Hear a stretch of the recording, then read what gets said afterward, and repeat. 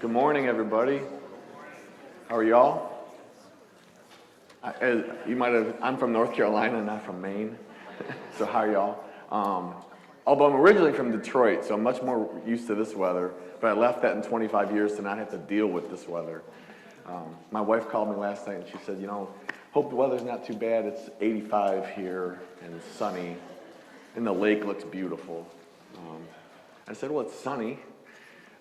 Anyway, my name is Jim Grundner. I am going to be talking to you and talking with you, I hope, today about successful Agile transformations. I thought about making it an unsuccessful Agile transformation discussion. I have way more good stories about that than successful ones. But what I did is I took the unsuccessful stories, flipped them on their head, and said, maybe that'll be the successful version. So anyway, also just want to give a little shout out. A partner of mine in our practice, Bob Galen, was supposed to make this presentation today. He was unable to attend, so a couple weeks ago he asked me if I could fill in, so I'm really honored and privileged to be here today, so thank you. A little bit about me. I have spent the predominance of my career, I think this says I'm old. I've been working in technology for about 35 years. I've worked in large companies and in small companies. Most recently, over the last 12 years, prior to this year, I was at Fidelity Investments. Hopefully, many of you are customers of them. They're a great company. And for my final 8 years with them, I was working on the Agile transformation in the brokerage division there. So I had a lot of really interesting experiences working with that firm. And we tried and attempted and swished and swirled all around an Agile transformation that took. It's still going on, but it was about 3,000 technology people, 10,000 people in the organization in general, and it was really quite a challenge and caused my head to hurt most days. Now I'm coaching and giving this advice to other people. My head doesn't hurt quite so much. I sleep a lot better at night. I don't get 500 emails a day, so that's a beautiful thing. I encourage you all to do that if you can. Agile transformation, is your organization ready for it? I'll give you a perspective on this. I took and built these 5 questions off of a conversation I had with the CIO of Fidelity back in 2013. I had just gotten back with my wife and family from a beautiful 2-week vacation. I'd never been on a 2-week vacation before. Spent some wonderful time in Hawaii. Got a phone call on the Monday I got back, and my boss, CIO of the firm, Roger, said, Jim, I have a new opportunity for you. I said, "What? Oh, this sounds exciting. What is this wonderful opportunity?" And he said, "Well, it's not so much an opportunity for you, but it is a mandate from me." And I'm like, "Okay." He said, "I know you've been wanting to deploy more and more Agile practices here, and I think now is the time." And I said, "Well, that's fantastic, Roger. Why?" And he said, "Well, our project," I turned these questions around. He goes, "All of our projects are taking too long. They all cost too much. Everybody, all of my peers, hates the results that we're getting. Our practices are completely inconsistent. And my boss said if I don't do something different, somebody else will do something different for me." So I took those 5, turned them into 5 questions, and we've actually gone and talked to several of our clients now, and we ask them these questions. And it gets to be about the first question when the heads start nodding, because everybody's dealing with these projects that tend to take longer than they should. And why is that? Well, I mean, just because that's life, that's people, that's what we've been dealing with for so long, right? And all of you know this. The problem is that when it's complete, it isn't even close to what we had dreamed or hoped it would be. So the combination of those 2 things, taking way too long and it not being what you want it to be, creates quite a conundrum for us. Agree? Yeah? No? Okay.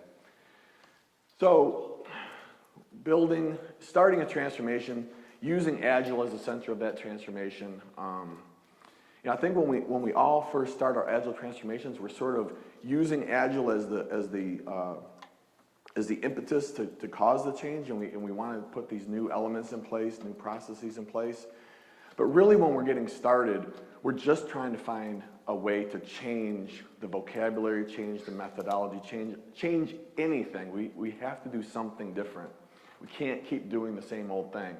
And clearly when we start a transformation, we are not doing Scrum. We are not doing Kanban. We're not doing anything scaling for sure. Although many people will say, hey, I'm 3 weeks into my transformation and we're doing Scrum and it's going great. So we're taking those things, we're using them as sort of the nouns and the verbs to make a change. But to do it successfully, from our perspective, you need a transformation team. That transformation team needs to be made up of several organizations. You need to have, it needs to be set up to put in a framework to take risks, to maintain an overarching vision. What is that vision going to be of success at your firm? And everybody's got a different definition. And it's very important to honor that particular definition of success and not to try to implement a different version of success. Keep the transformation on course, right? So when my manager came to me and said we need to do this, the transformation on course for him was quite literally keeping his job. So I needed to make sure that from his perspective, we were not dishonoring that because that was going to be a problem for him. That meant that, but having said that, that also meant he was absolutely willing to try just about anything, as long as the anything included things that he could take back to his leadership and say, hey, we tried this and this worked. And by the way, that was a great tool because for me, anything we tried that worked even a little bit, he celebrated and it created more momentum and more initiative for us. As an example, we put together some just basic Scrum boards, Kanban boards at the very beginning, just to visualize the work. It was literally to do, doing, done. That's all it was. And it was for one small little pilot team that was doing some work on the website, and they just, it was just to do, doing, done. And what was interesting about it is what was in the doing column, as you can imagine, had nothing to do with what the organization strategically wanted to do. It was all production support, maintenance, break fix. It was all that. And actually, he celebrated that, took that to his boss, said, I now know why nothing new is getting done. All we're working on is this old stuff. And they celebrated the fact that they now knew that. It was kind of a weird thing, right? He just sort of fell in love with the fact that we weren't doing anything that we were getting, the entire budget was built to do new stuff. And none of that budget was being spent on new stuff. It was all being spent on old stuff, of which there was virtually no budget for. So, just by celebrating those small victories gave us a lot of power to do what we needed to do as an Agile transformation team. And it gave us the ability to be it gave us the ability to connect to the leadership team, and it also gave us the ability as a transformation team to have a lifeline, because guess what? A lot of people in the organization are looking at us and saying, I had people literally look me in the eyes and say, I have outlasted every other process change in this firm. I've been here for 25 years. I have outlasted them, and I will outlast you. And this person worked for me.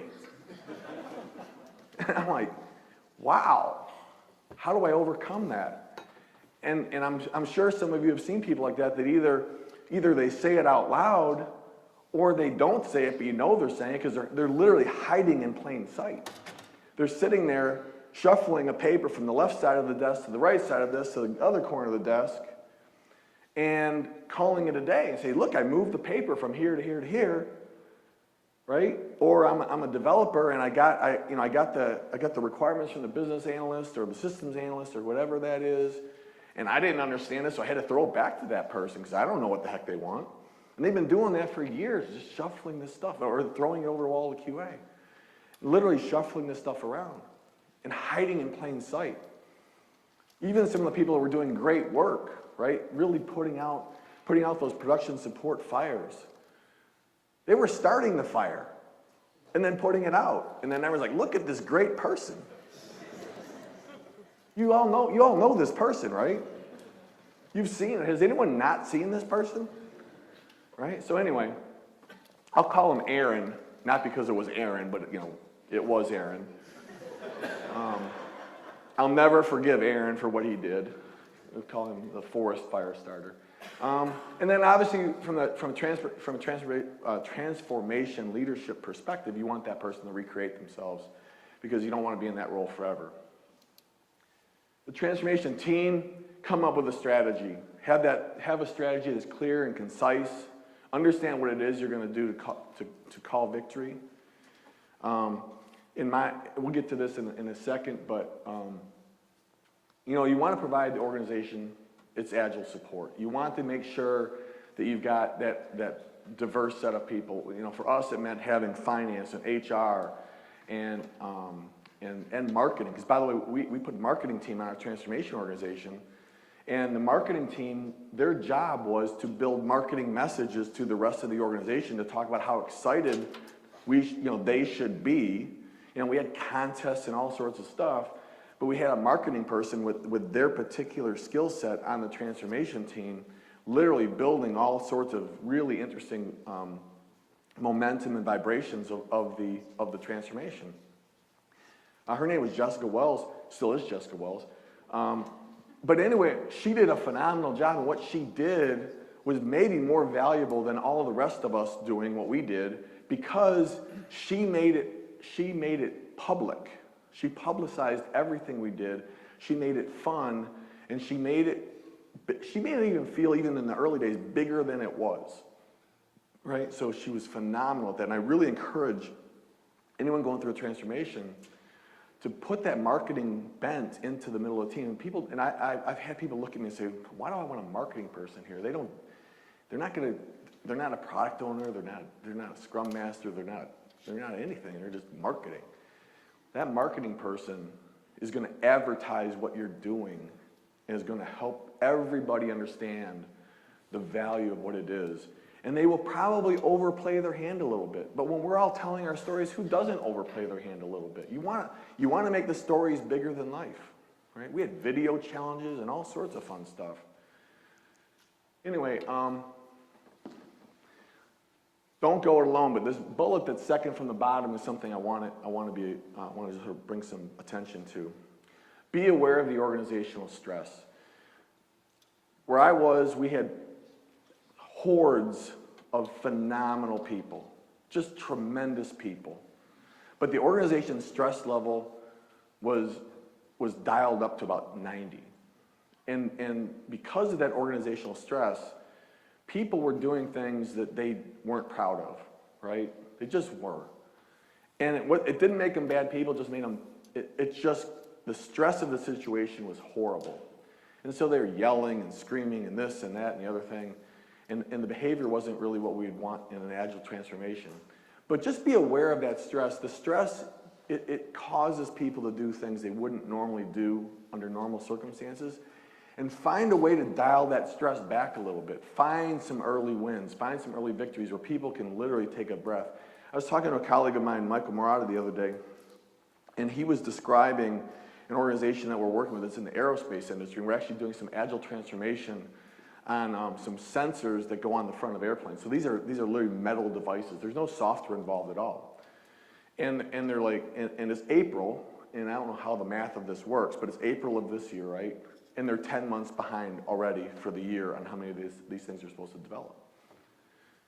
And the rework rate is about 85%, right? And they're working 3 shifts a day, 7 days a week, and haven't had a day off since last September, right? So they are all out, and this is the symbolism he used. They're all out. They're all here. They have no capacity for change at all. You literally can walk to them and say, "Does something need to change?" And every single person says something needs to change. But we don't have time. How about, do you have a minute? No. Haven't had a day off since September. They actually had a meeting last Friday, and they were discussing whether and by the way, so this is a fairly conservative company, been around for over 100 years, and Good Friday through the day after Easter Monday, they have that 4-day weekend as a reserved holiday for the entire company. And up until about 4:30 last Thursday, they were meeting as to whether they were going to allow the factory to shut down for those 4 days that they have never, ever worked as a company. So good people, under stress, will start doing some bizarre things. And the stress level can cause, capacity to be used, like way out here, 100% of the capacity is used. No capacity for change. And you gotta have a strategy to deal with that. And it's literally what we talk about is getting 1% of that capacity back each day. Just 1%. If we make a 1% positive change each day, we call it success. You've all seen this model before, Sutter change model. What should you do? How do you deal with change? I think the biggest thing here is, to me, pick a strategy you want to implement. Is it big bang? I suggest against that, but in a smaller organization, you might be able to. So maybe small you can. In a larger firm, big bang's not going to work. Little bang may not work in a big company. But understand what you're going to do in terms of how committed is the transformation team, how committed is the executive team to the change. This chaos, it's going to happen.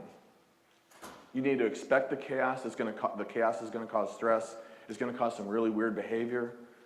But the interesting thing that I find different than this particular model is that the chaos, when it's sort of, and you guys have all seen this chaos, right? You've seen it in the work you're doing. The chaos occurs, and we talked about forming, storming, norming, performing, all of that stuff. The problem is we actually, when something changes, and Heidi was just talking about this in her meeting, when something changes, the team dynamics change, the market dynamics change, something out there changes, guess what gets reintroduced? The chaos. So it's not a matter of just dealing with the chaos initially, it's finding a way to deal with the chaos on an ongoing basis. And going back to some of the work that we're doing right now, again with the same aerospace company, the chaos is being caused because in the history of humankind, we have never been trying to build as many airplanes as we're trying to build now. 3 times more planes being built now than in any time in human history. Think about it. And by the way, the reason is the economy, right? The economy's better. We had this recession. So for a long window of time, nothing was being built, nothing was being sold. And now you have every airline on the planet is basically, refreshing their entire lineup of aircraft. Well, and the company I'm working with, the supply chain is breaking because it's not built for this kind of output. But guess what? When Boeing calls or Airbus calls or one of these other big airlines call, they call and say, we will have our parts on this day, or else we're not going to buy it from you. Well, who are you going to buy it from?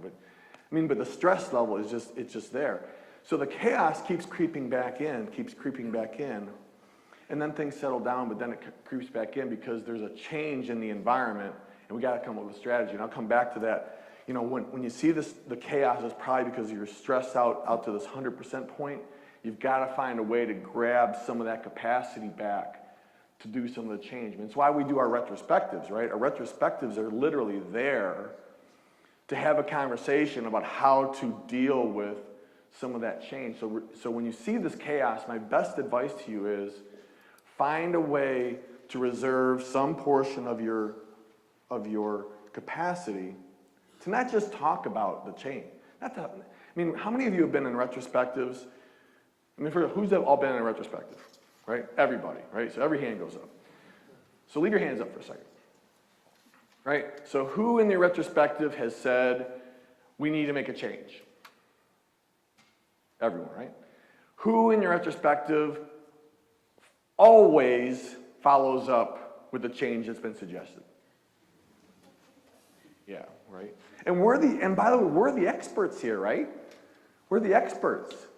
And the hands go down because monitoring that change is really hard. And I would suggest to you that our only way out of this chaos, our only way out of this capacity, being slammed with everything that the company will give it, is we've got to find some amount of time to talk about those changes that we recommend to ourselves and do something about.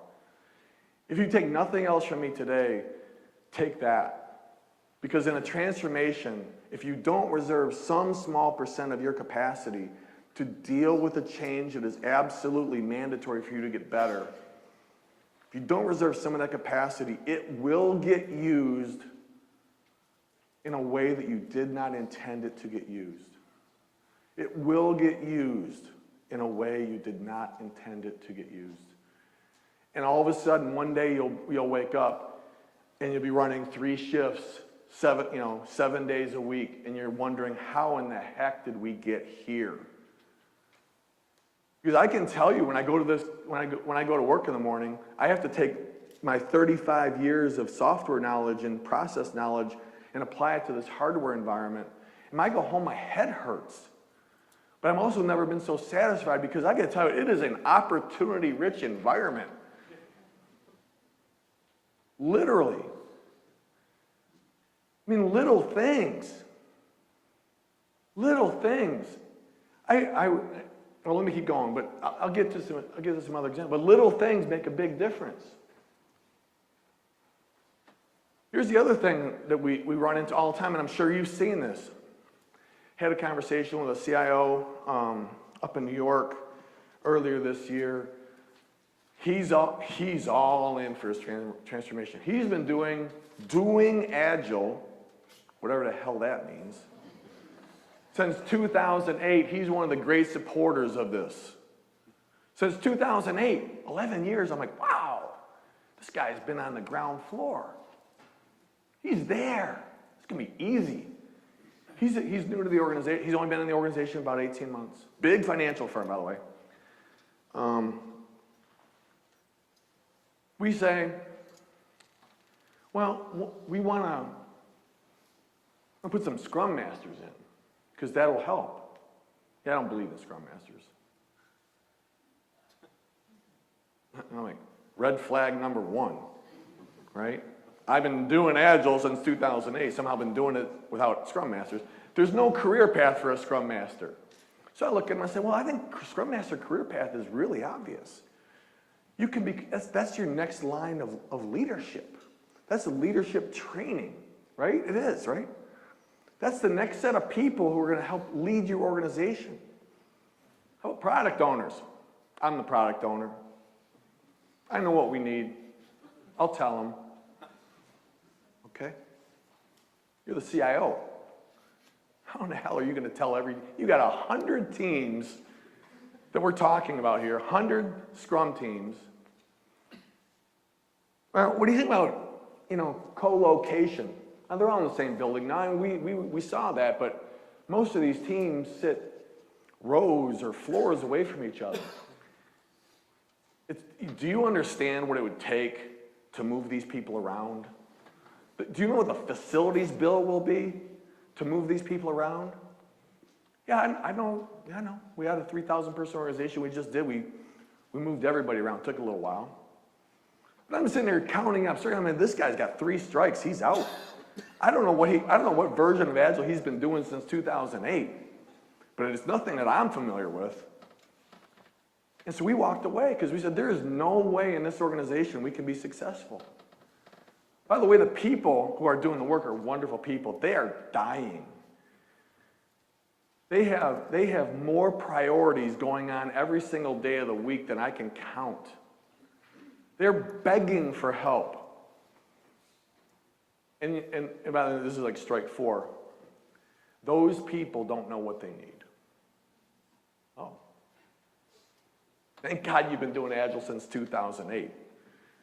Because I don't know what the hell you're talking about. Those people are the people doing work. Probably the most, not probably, the uniformly most important people in the entire organization are the ones that are doing work. If they don't do their work, I guarantee the last person on the planet that this company needs is you. You cannot do work. Remind the executives. It's really the thing here we're trying to remind executives. The most important people in the company are the people that do the work. We have signs in every company on the planet, right? People are our number 1 asset. They're our most important asset. And then we go around disagreeing with them all the time. We don't put them in a situation to succeed. Change is hard work. Have a strategy that understands that it's going to be a little bit harder. It's going to be tough. One of the things, again, we preach, let's just be 1% better every day. And again, Sometimes it's not 1% every day, sometimes it's 1% on average. Because some days you go back 1%, but you're like, yeah, over the last 10 days I got 1% better each day. Alignment. How do we get people on the bus? I told you that person looked me dead in the eyes and said, I've outlasted you. I've outlasted everybody else, and I will outlast you. They exist everywhere. Has anyone not seen that person? Everyone sees that person, right? Got to get the right people on the bus. Build your transformation strategy around those right people. Identify them. You know who they are. You can count. You know, if I asked anyone in this room who your 2 or 3 most go-to people were in your transformation, or if you were to do a transformation, who you'd go to, you know who they are. Everybody knows who they are. They're the people who are getting all the most important work from the entire organization. Get them on the bus with you. They are the most important people. They demonstrate it every day. The other people are in 2 camps. People that you can get on the bus and they will participate, and then there's the ones who won't. And for the people who won't participate, it's time for a discussion, a tough, honest, candid, open, transparent discussion, right? We talk about candid, transparent discussions in Agile all the time. Sometimes they're not fun. But when you're going to build your organization around transformation, the fun conversations aren't for the transformation team. The tough conversations are. Sometimes it's to the exec team, sometimes it's to the middle management team, sometimes it's to the people. But the Agile transformation team is not there to deliver fun and games. It is sometimes, but most of the time it's there to deliver tough messages. If you're going to change, and we all accept that change is hard work, we're going to have to deliver some tough messages. That's okay. We're up for a challenge, right? We're going to have new roles. One approach. Heard this on a podcast yesterday as I was driving up here from Boston. Get the whole system in the room. Get the whole system in the room. I don't think that's talking about big room planning, by the way. I think you're talking about when you have a team, if you're doing a pilot, you have a team that's trying to change themselves. They're the focus of your attention. Get everybody in the room that they work with. All the dependencies, all of the other organizations that they need.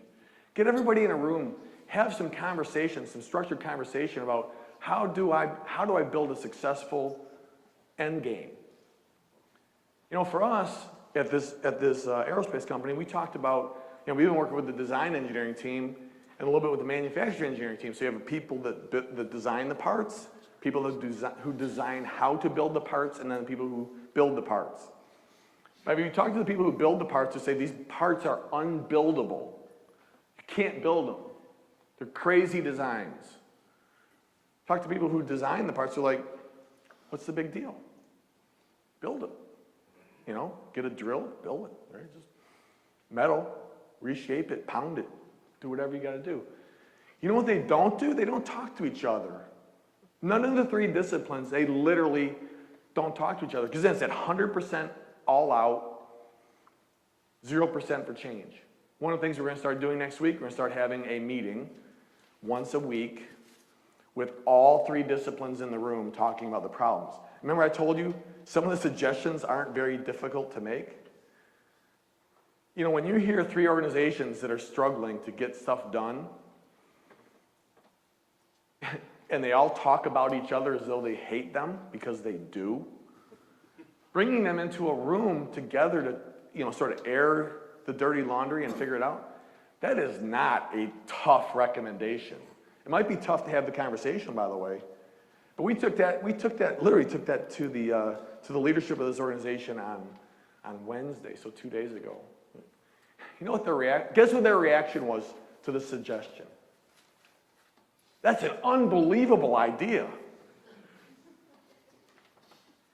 I'm like, you didn't think of this? And they said, no, we're so busy trying to catch up. We don't have any time for these ideas.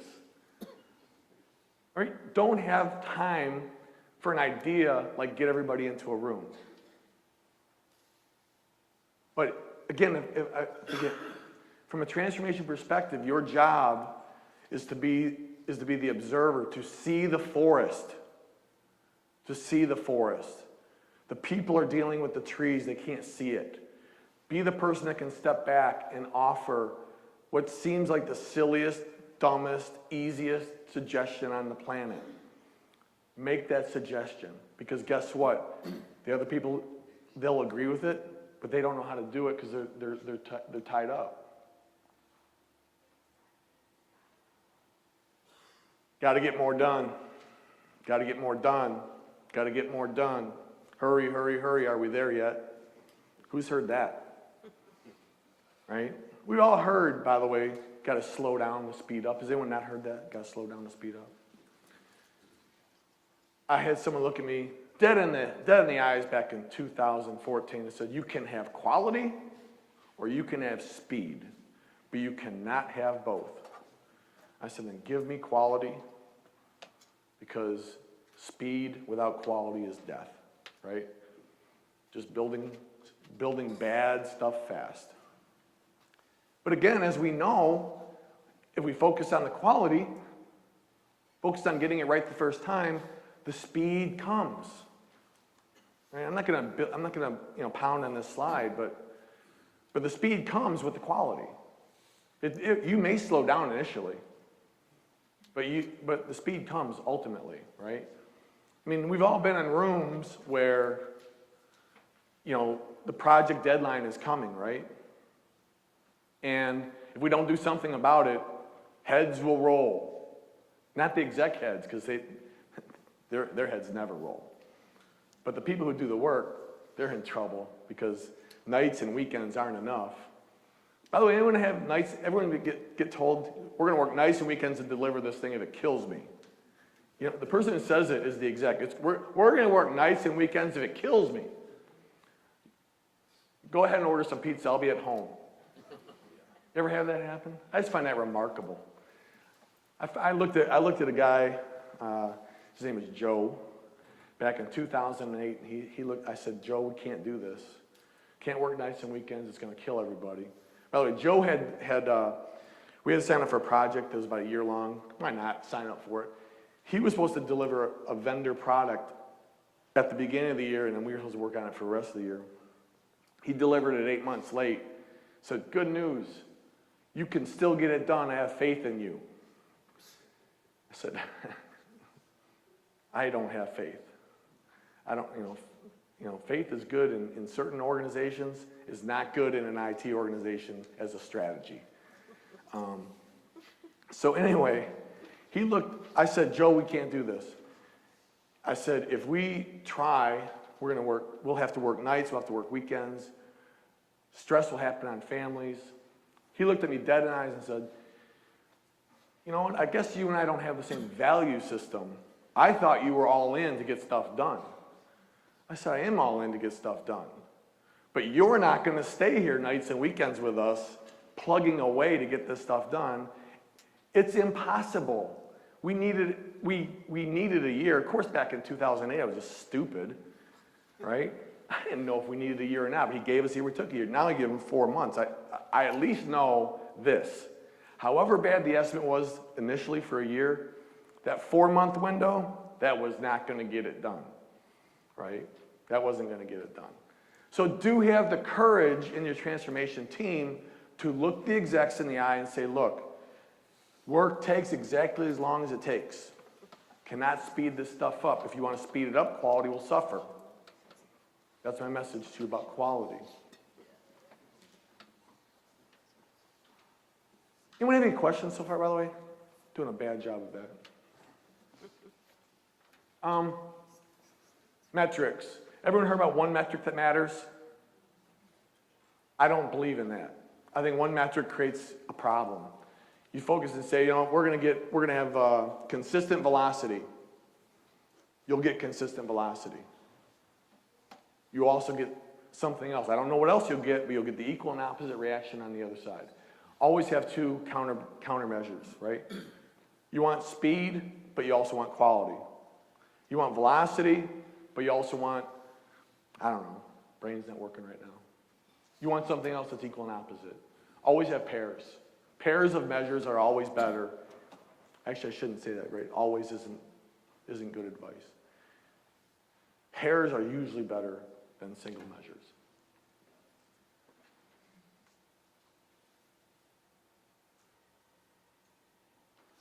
Trust. This is a funny one, right?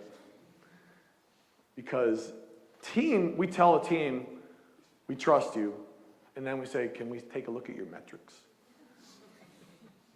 I want to see how you're doing, right?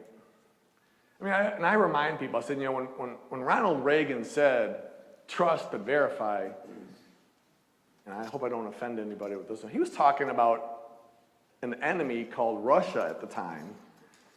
He says, I am saying I trust you over my cold, dead body, right? But when we say these things to teams, they're like, hey, I trust you, make all those decisions, just swing by and tell me what you did. Swing by and run that one by me. Tell me a little bit more about your velocity. Tell me a little bit more about your defect density rate. Tell me a little bit. That isn't trust. Now, look, we should have involvement, but we shouldn't have. Once a team has demonstrated its ability to get things done, and that doesn't happen overnight, let's empower the team.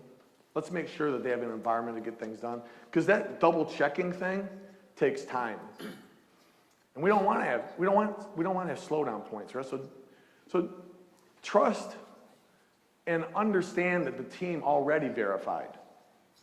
Trust that they did their job.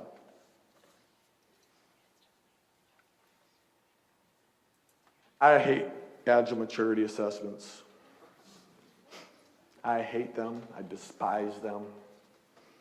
I can't bring myself to use one. At our practice, we don't do assessments. We have a strategy and observation discussion. What is it you want to achieve? Can we take a look at what the teams are doing and see if they're lined up that way? These 55 question things, no one uses them ever, except as a weapon. They're used as a weapon. This slide should just basically say, don't do them. I thought about leaving this in or taking out, but if you're going to use it for good, right? It's sort of like the Star Wars, right? It's the dark side of the Force and the light side of the Force. Don't use it for don't be Darth Vader, right? If the team feels like doing an assessment of themselves, teach them how to use the tool and let them do it themselves. And then they can keep the results to themselves. And they can figure out what to do with the results as an improvement plan. When the management team comes in and says, we're going to do an assessment because we need to baseline the behavior of the organization, run or push back. These assessments they're no good comes from. Even people who are well-intentioned can't help themselves but looking at the results and saying, from a leadership perspective, boy, I think I should do something about this. And it usually is followed by the statement, let's have a meeting, right? The great purveyor of all that is good, have a meeting.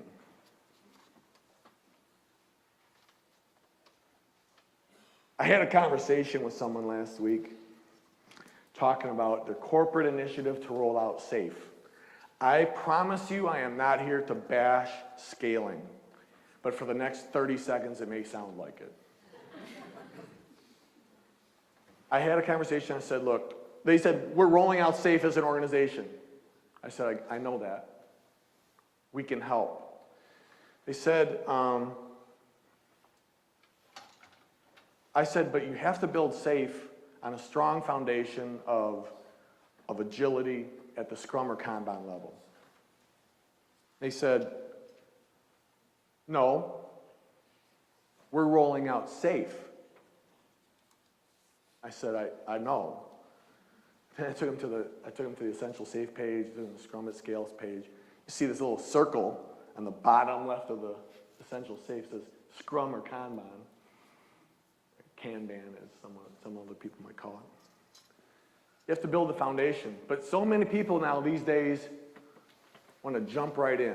My advice, start with the basics, and then your scaling pattern you want to go to might be Scrum of Scrums, and you might be good there. Just discuss if you ever are ready to burn the ships and never go back. This is not a day one activity. By the way, I always recommend leave one ship to send all the people that aren't going to participate, send them back. Send them somewhere. Send them on a cruise. Enjoy themselves. But please don't ever come back to us. I'll do this real quickly. I think I have like 2 minutes, right? I had a conversation. So work in progress. One of the basic things you should look at, my perspective, is look at work in progress. Work in progress is almost always a sin of an organization. When they can't prioritize, there's too many work in progress items. Agree? Connection? Had a conversation with a team. Last week, we did some basic Kanban training for this manufacturing team. And I asked, on average, how many items of work do you have in progress per person? What do you think the number was? 5. More than 10. 13. 13 at a time. Wonder why they can't get anything done. I've shown this data. This is from a Computer Associates study, 50,000 Agile teams, that says basically if you have only 1 or 2 items work in progress, your time in process is way lower, right? So if you have 3, your time doubles. If you have 6, your time doubles again. So, and your quality, and the other gift is your quality deteriorates, right? So you go really slow and you have lousy quality. What a gift. So I asked everybody, I'll ask you this thing, you don't have to show your hands, but I asked everybody in the room, does anybody here disagree that if you focus on getting one thing done at a time, that good things will happen?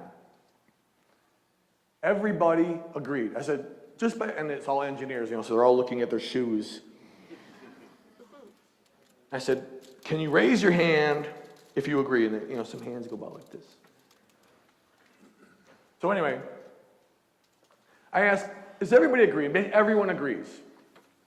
Who here, this was 10 o'clock in the morning, who here thinks that just for today, they could implement a system where they just focus on one thing today until it's done? Just today. It was a Wednesday, I think. Just Wednesday. How many hands?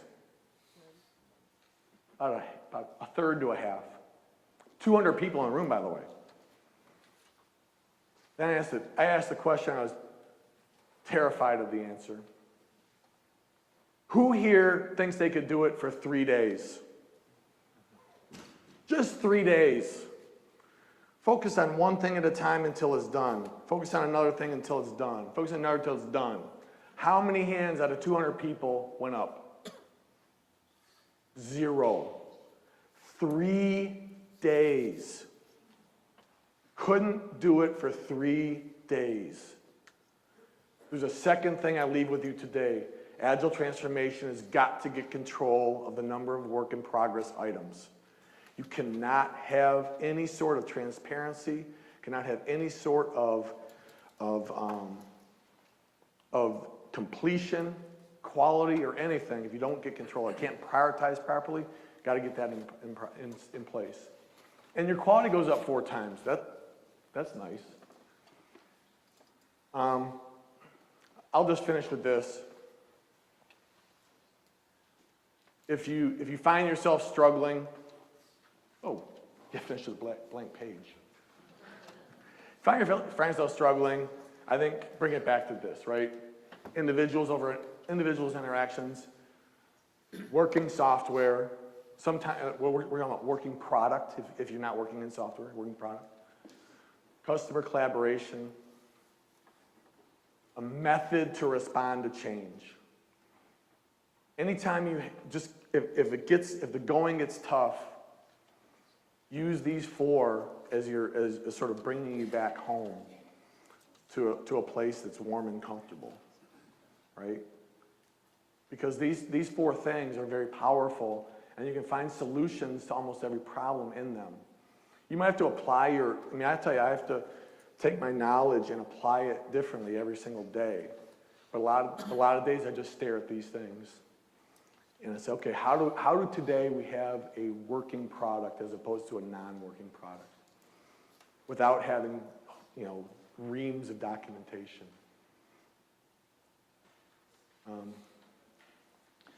I'm Jim. My partner that was supposed to give the conversation is Bob Galen. Please look him up. He's written 4 books. I have written 0. He's really smart. I can read his slides. I don't finish on time. He would have been done. Thank you very much for your time. I hope we got something from it.